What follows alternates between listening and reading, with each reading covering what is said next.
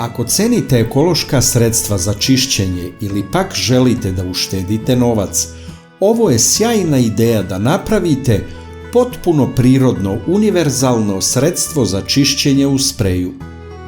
Potrebna su vam samo 3 sastojka koja jako efikasno otklanjaju nečistoće. Uz to 2 od ova 3 daju prijatan miris. Prvi sastojak su borove iglice. Nije bilo potrebno da kidam iglice sa bora, pošto je mokar i težak sneg polomio nekoliko grana. To ću i da iskoristim. Skidam borove iglice sa grane. Osim što imaju suptilan miris, borove iglice imaju i antibakterijska svojstva, što se i očekuje od sredstva za čišćenje. Ta ulja i smole koje su u njima sadržane odlično otklanjaju nečistoće. Za ovo višenamensko sredstvo za čišćenje treba će nam 1 šolja borovih iglica za 1 teglu. Drugi sastojak je kora od pomorandže. Kora od pomorandže se obično baca u smeće, ali kao što vidite može i pametno da se upotrebi. Također ima prijatan miris, ali ne samo to.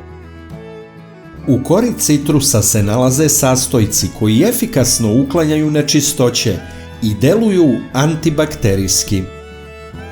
Napunite teglu sa borovim iglicama i korom pomorandže.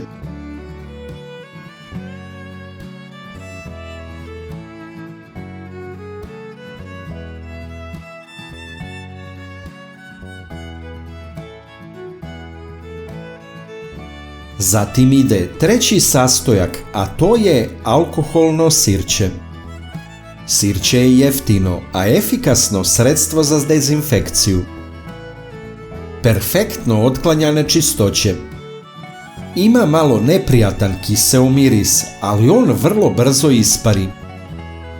Sipajte alkoholno sirće do vrha tegle. Zatvorite poklopcem i ostavite da stoji 3 nedelje. Povremeno promućkajte teglu. Nakon što prođe vreme, procedite sredstvo za čišćenje u flašice sa raspršivačem. I tako smo dobili univerzalni sprej za čišćenje bez štetnih hemikalija. Ono što je najbolje od svega, ovo sredstvo je stvarno efikasno. Naprskajte lavabo i ostavite kratko da deluje.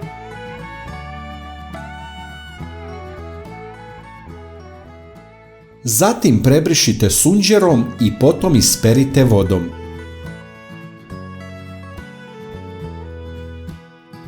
Ostaje sve čisto i sjajno.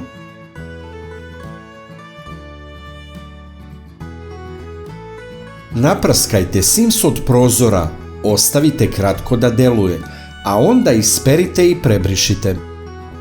Učinak je izvanredan. Lepo uklanja nečistoće, daje sjaj i vraća materijalima prirodnu boju, kao da su novi. Ja koristim ovo sredstvo za lavabo, kadu, pločice, prozore i slično.